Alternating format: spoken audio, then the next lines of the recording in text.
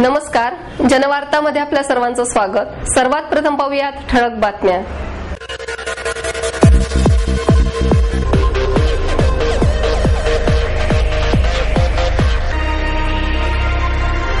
महापालिकेच्या येणाऱ्या निवडणुकीमध्ये अंतर्गत मतभेद विसरून एकजुटीने काम करावे, काँग्रेस प्रदेशाध्यक्ष माणिकराव ठाकरे यांचा सल्ला। चल धरपकड हा मराठी चित्रपट 24 डिसेंबर रोजी प्रदर्शित होणार।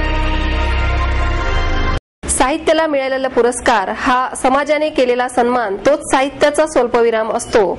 अखिल भारतीय मराठी साहित्य संमेलनाचे अध्यक्ष डॉक्टर द भी कुलकर्णी यांचं प्रतिपादन। श्री महर्षी व्यास सन्मान पुरस्कार भाजपचे नेते गोपीनाथ मुंडे यांना जाहीर। 10 कोटींपेक्षा कमी ठेव असणाऱ्या पतसंस्थांना केवायसी निकष लागू करू नये, महाराष्ट्र राज्य सहकारी पतसंस्था फेडरेशनची मागणी। स्प्रिंट मीडिया या बॅनर अंतर्गत असलेला आघात हा मराठी चित्रपट 24 डिसेंबर रोजी प्रदर्शित होणार।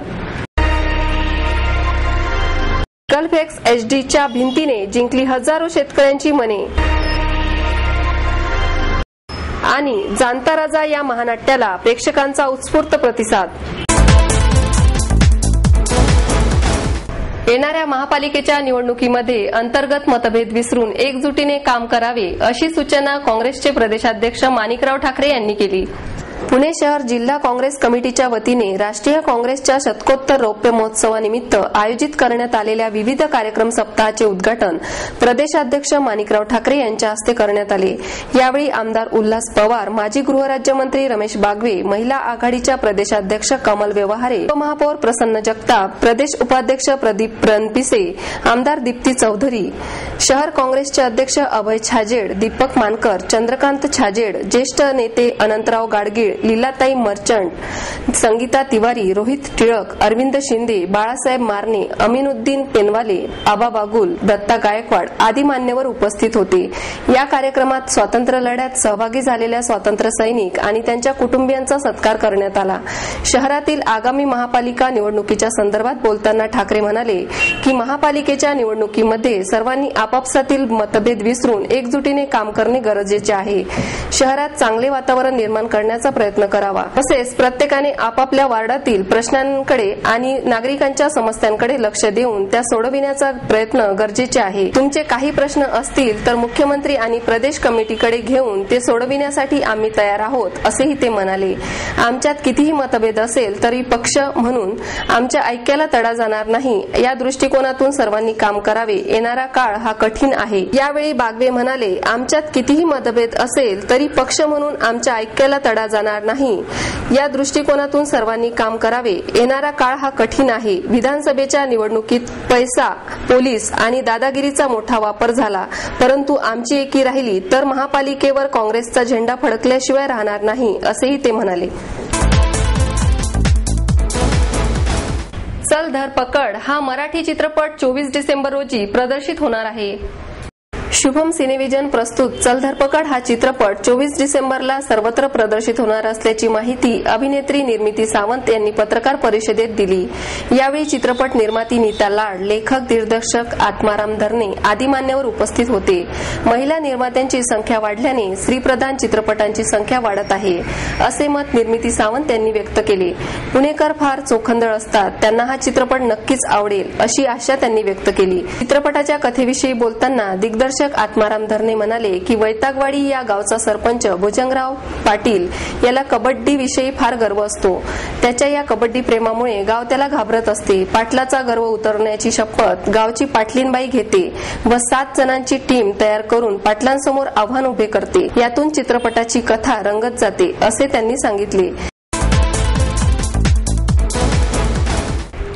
साहित्याला मिळालेला पुरस्कार हा समाजाने केलेला सन्मान असतो, असे प्रतिपादन अखिल भारतीय मराठी साहित्य संमेलनाचे अध्यक्ष डॉक्टर द भी कुलकर्णी यांनी केले।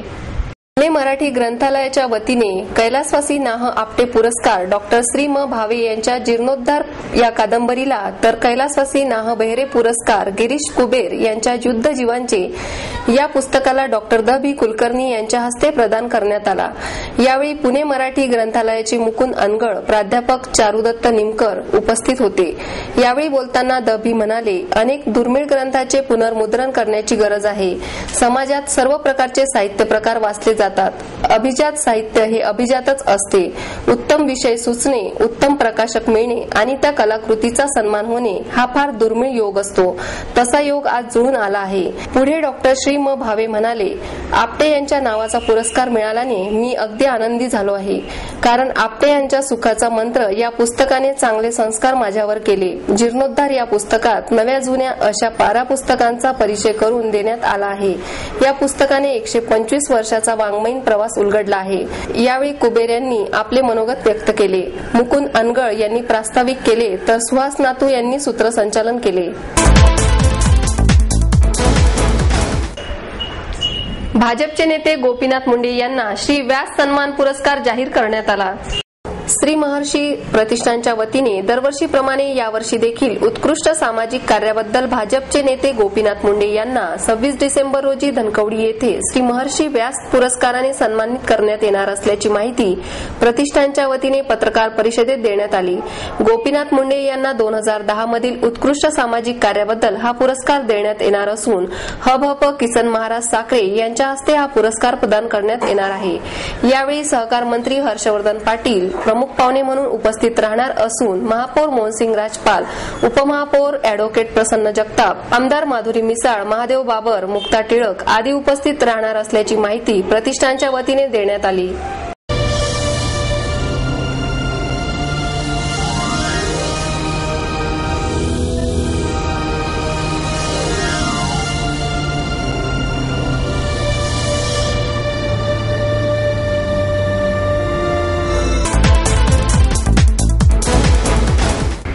दहा कोटींपेक्षा कमी ठेव असणाऱ्या पतसंस्थांना केवायसी निकष लागू करू नये अशी मागणी महाराष्ट्र राज्य सहकारी पतसंस्था फेडरेशनने केली आहे।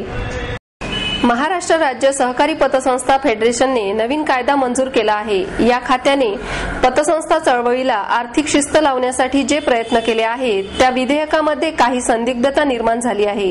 ठेवीदारांना मतदाराचा अधिकार देत असताना त्याबाबतचे नेमके निकष काय राहणार आहे? निवडणुकीनंतर ठेव रक्कम काढल्यास संचालक पद अबाधित राहणार का? निवडणुकीपूर्वी थकबाकी भरल्यास मतदानाचा अधिकार राहील का? सदर ठेवीवर कर्ज काढले तरी निवडणूक लढवता येणार का? अशा अनेक प्रकारच्या व्यावहारिक अडचणींबाबत सहकार खात्याला पतसंस्थांचे कार्यकर्त्यांशी चर्चा करून निर्णय घ्यावा लागेल, अन्यथा याबाबत भविष्यात अनेक व्यावहारिक अडचणी निर्माण होतील। पतसंस्थांना केवायसी निकष लागू करण्याबाबत राज्य फेडरेशनचा विरोध नाही, मात्र बऱ्याच पतसंस्था या अत्यंत छोट्या असून ग्रामीण भागात आहेत व त्यांना पॅन कार्ड सक्तीचे करणे अत्यंत जाचक होईल, अशी माहिती फेडरेशनचे अध्यक्ष काका कोयटे यांनी पत्रकार परिषदेत दिली। स्प्रिंट मीडिया या बॅनर अंतर्गत आघात हा मराठी चित्रपट 24 डिसेंबर रोजी प्रदर्शित होणार आहे। सर्वसामान्य नागरिकांप्रमाणेच स्वतः डॉक्टर वैद्यकीय क्षेत्रातील भ्रष्टाचाराशी कसा सामना करतात यावर आधारित आघात हा चित्रपट 24 डिसेंबर रोजी प्रदर्शित होणार आहे। ज्येष्ठ अभिनेते विक्रम गोखले हे या चित्रपटाद्वारे दिग्दर्शन क्षेत्रात पदार्पण करीत आहे। स्प्रिंट मीडिया या बॅनर अंतर्गत आघात चित्रपटाची निर्मिती करण्यात आली आहे। विक्रम गोखले यांच्यासह मुक्ता बर्वे, कादंबरी कदम देसाई, अनिकेत विश्वासराव, अनंत जोग, मनोज जोशी, किरण कुमार, दीपा श्रीराम, स्मिता तांबे, नंदिनी जोग, डॉक्टर अमोल कोल्हे, विद्याधर जोशी, सुरेखा कुडची, किरण करमरकर, वृषाली गोखले, सुहास जोशी, शशांक शेंडे यांच्या या चित्रपटात प्रमुख भूमिका आहेत। नरेंद्र भिडे यांनी चित्रपटात संगीत दिले असून समीर विध्वंस, क्षितिज पटवर्धन यांनी संवाद लेखन केले आहे। मोहन दामले, श्रीराम दांडेकर, संजय साठे यांची निर्मिती असून राजेश दामले यांनी कार्यकारी निर्मितीची जबाबदारी सांभाळली आहे। याबाबत अधिक माहिती सांगताना ज्येष्ठ अभिनेते विक्रम गोखले म्हणाले, हा चित्रपट प्रत्येक पेशंटनी पाहावा, प्रत्येक डॉक्टरनी पाहावा, प्रत्येक तरुण डॉक्टरनी पाहावा, प्रत्येक नामांकित डॉक्टरनी पाहावा, प्रत्येक हॉस्पिटलच्या ट्रस्टीजनी पाहावा, प्रत्येक आईनी पाहावा, प्रत्येक मुलीनी पाहावा असा सिनेमा आहे. प्रत्येक माणसाला जो पेशंट होतो आयुष्यात केव्हा ना केव्हा तरी त्याला आपल्या जबाबदारी आणि कर्तव्य याचं भान असायला पाहिजे आणि प्रत्येक डॉक्टर त्यालाही आपली कर्तव्य आणि जबाबदाऱ्याचं भान असलं पाहिजे आणि अधिकार या सगळ्यांचं भान असलं पाहिजे, त्याच्या मर्यादा त्याचं भान असलं पाहिजे. उगीच मिळेल तर सिनेमा करत राहणे, दिग्दर्शकाची बोर्ड पाटील गळ्यात लावून मी पण दिग्दर्शक आहे असं सांगायला पण मला नाही आवडणार. गल्फ XHDच्या छायाचित्र भिंतीने हजारो शेतकऱ्यांची मने जिंकली. शेतकऱ्यांचे कौतुक आणि आभार व्यक्त करण्यासाठी गल्फ XHD ऑइल, ल्युब्रिकंट मॅन्युफॅक्चरिंग आणि मार्केटिंग कंपनी यांनी भली मोठी हजारो शेतकऱ्यांचे छायाचित्र असणारी भिंत उभारली होती. ही भिंत 140 फूट लांब आणि 10 फूट उंच अशी होती. या भिंतीवर 7000 शेतकऱ्यांची छायाचित्र लावण्यात आली होती. शेतकरी ट्रॅक्टर चालविताना, शेतकरी शेताची मशागत करताना, शेतात काम करताना अशी अनेक प्रकारची छायाचित्रे काढण्यात आली होती. ही छायाचित्रे सातारा, सांगली, कोल्हापूर, लातूर, नाशिक, पुणे, बारामती आणि उस्मानाबाद या ठिकाणावरून काढण्यात आली होती. गल्फने नेहमीच आपल्या ग्राहकांना उत्तमात उत्तम सेवा दिली असून गल्फने शेतकऱ्यांना या भिंतीद्वारे शेतकऱ्यांचे कौतुक आणि आभार व्यक्त करण्यासाठी अल्पसा प्रयत्न केला होता. त्यांच्या या प्रयत्नाला शेतकऱ्यांचा चांगला प्रतिसाद मिळाला. वेगवेगळ्या जिल्ह्यातून आलेल्या हजारो शेतकऱ्यांनी या भिंतीला सदिच्छा भेट दिली आणि स्वतःचे छायाचित्र कुठे आहे ते शोधत होते. या क्षेत्रात गल्फ ऑइल चांगले काम करून स्वतःच्या नावाचा ठसा उमटवेल असे गल्फ ऑइल कंपनीचे कॅटेगरी प्रमुख आनंद झा यांनी सांगितले. जाणता राजा या महानाट्याला प्रेक्षकांचा उत्स्फूर्त प्रतिसाद मिळत आहे. रंगमंचावर जिवंत होणारा शिवकाळ, हत्ती, घोडे, उंट यांच्या वापराने आलेली भव्यता, प्रसंगांना साजेशी वेशभूषा, आकाश दिपून टाकणारी आतिषबाजी यामुळे महानाट्य जाणता राजाला भरभरून प्रतिसाद मिळत आहे. छत्रपती शिवराय यांच्या जन्मापासून ते राज्याभिषेक सोहळ्यापर्यंतच्या उत्कंठावर्धक घडामोडी जाणता राजामधून उलगडताना श्वास रोखून धरायला लावतात. शिवबाच्या बालपणातील धैर्याच्या घटनांना मुलांच्या मिळणाऱ्या उत्स्फूर्त प्रतिसादाने नाट्याला रंग भरण्यास सुरुवात होते. रंगमंचावर येणारे घोडे, हत्ती, उंट पाहून मोठेही चकित होतात.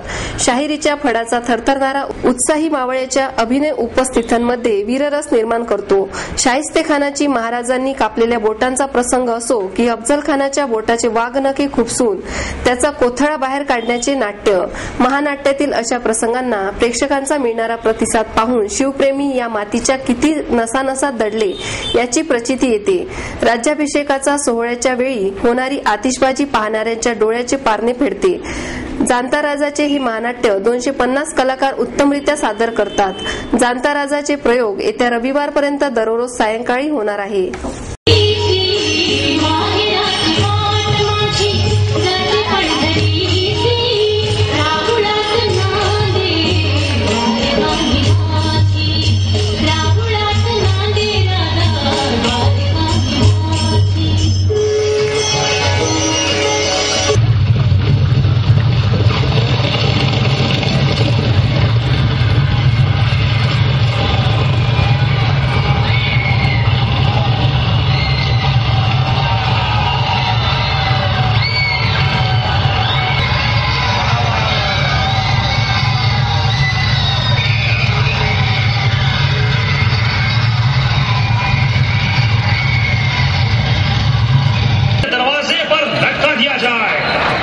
मराठी गोकुळाची मसलवण झाली.